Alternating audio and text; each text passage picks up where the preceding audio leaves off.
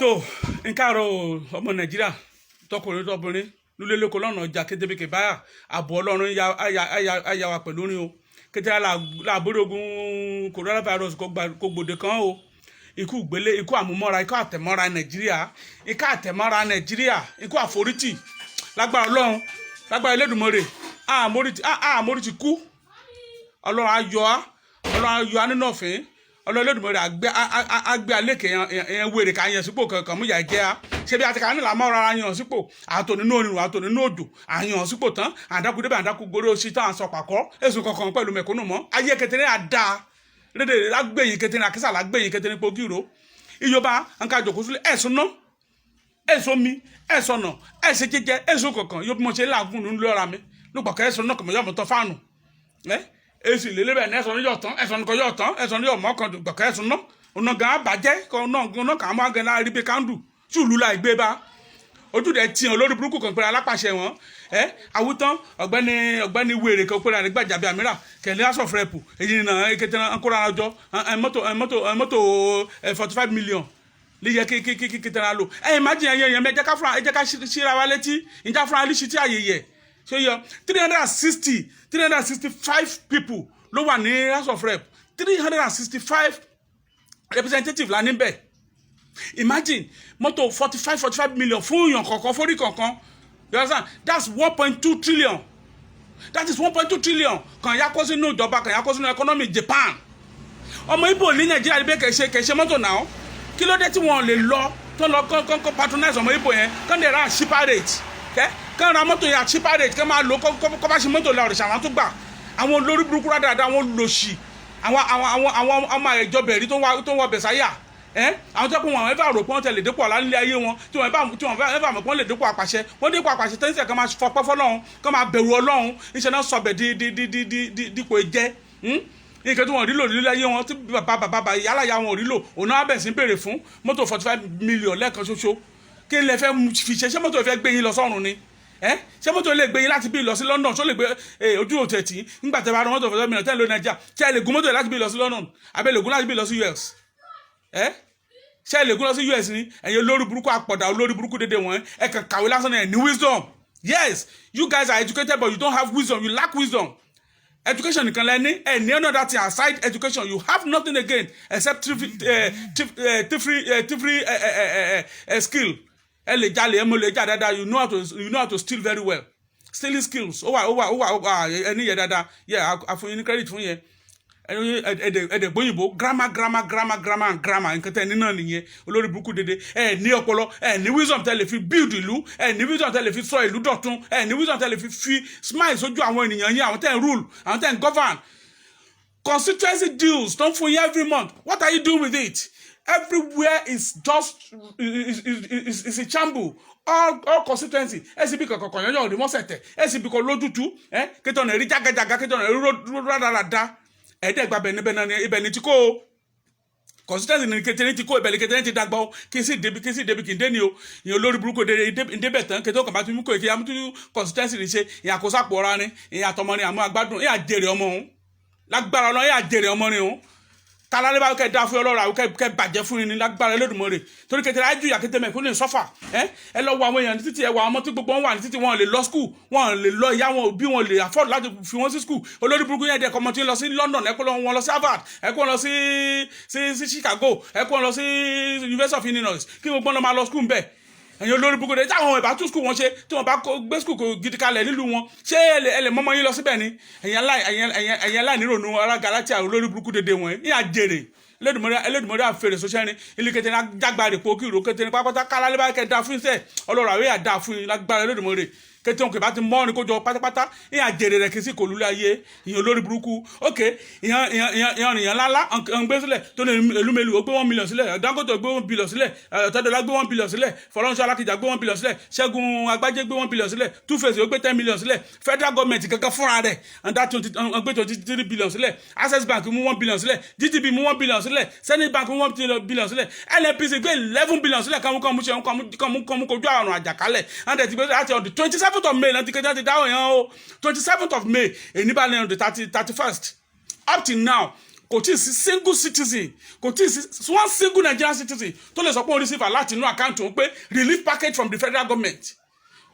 What are we talking about? Àwọn olówó wọn gan ẹkọ dàgbà ẹkọ lówó ni ẹ níyí làákàyè money misroad níyí nígbà tẹ́ mọ̀ bí àwọn ìjọba ṣe mismanage owó epo gan tó wà ní kí àwọn ẹ mọ̀ ẹ̀yin náà tó wà lọ làágùn owó làágùn yín owó tẹ́ sọ́fà tẹ́ kó jọ ẹ wá tún gbé fún ìjọba kó fi ṣe kí ni à ń kó jẹ́ bọ́ yẹn kó jẹ́ náà ni.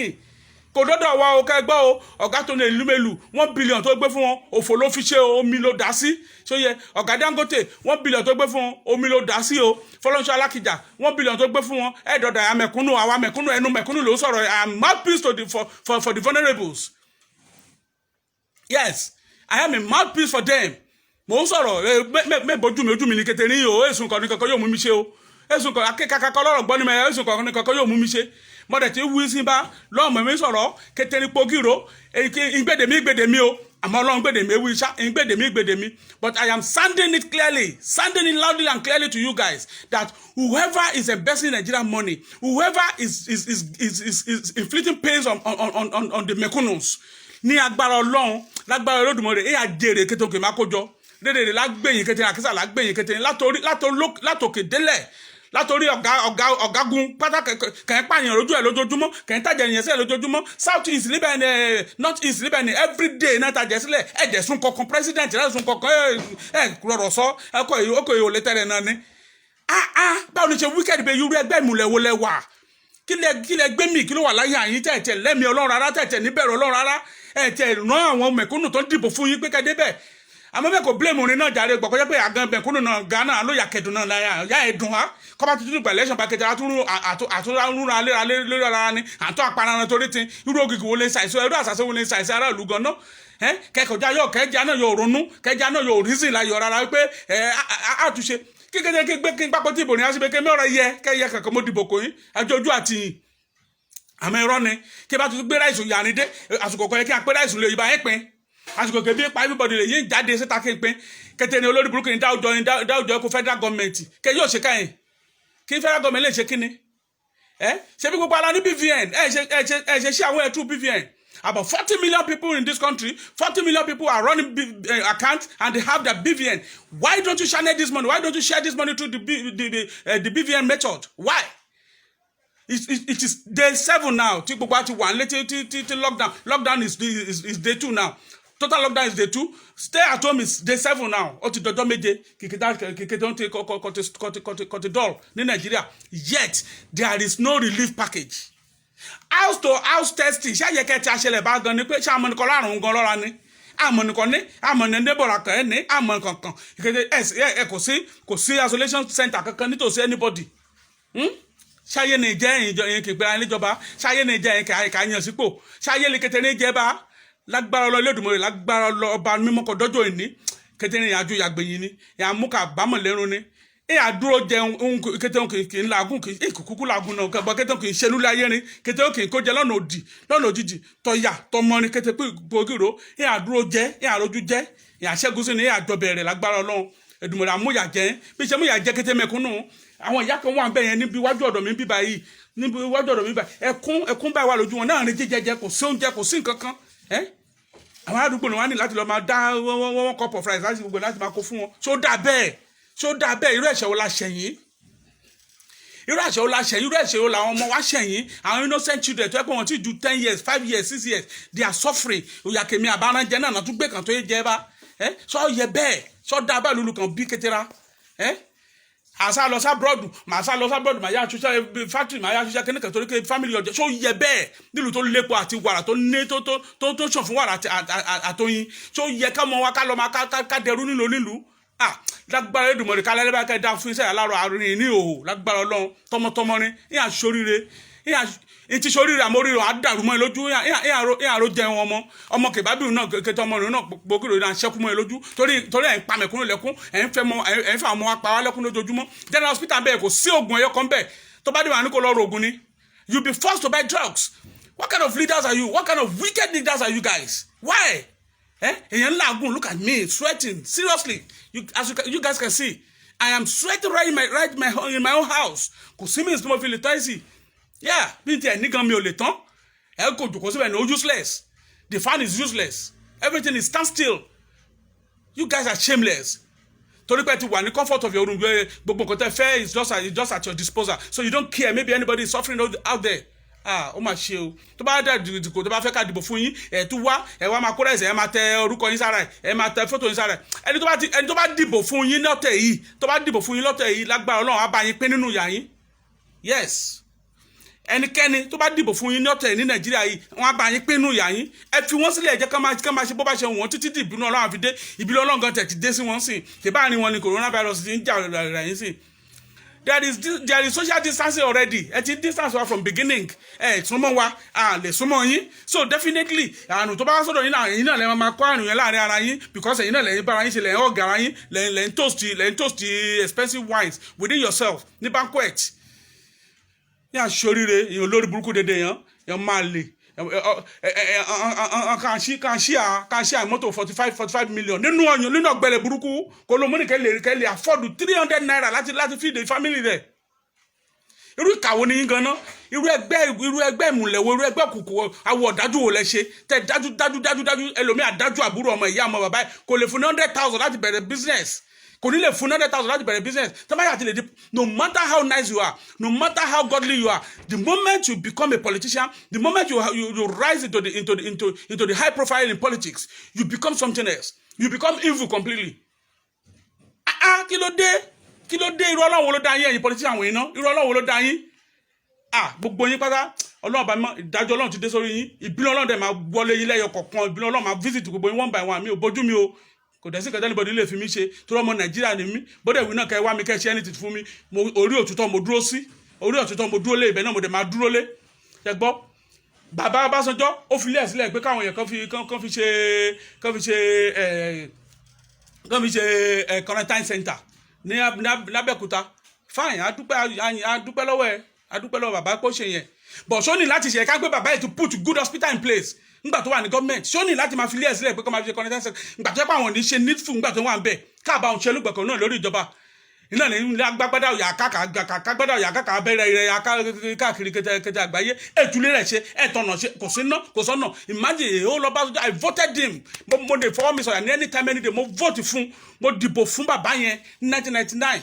Hope mi ni wípé àbáni pé ó understand Nàìjíríà pé bá lè wọlé pé àánú gbogbo problem Nàìjíríà ti solve àbánu débẹ̀ ó lórí ọdún mẹ́jọ lórí bẹ́ẹ̀ yóò solve problem nánú kan problem iná lásán kò lè solve ẹ̀. Wọ́n bá bèèrè lẹ́ẹ̀ká sí mẹ́ta àwọn mú GSM wá.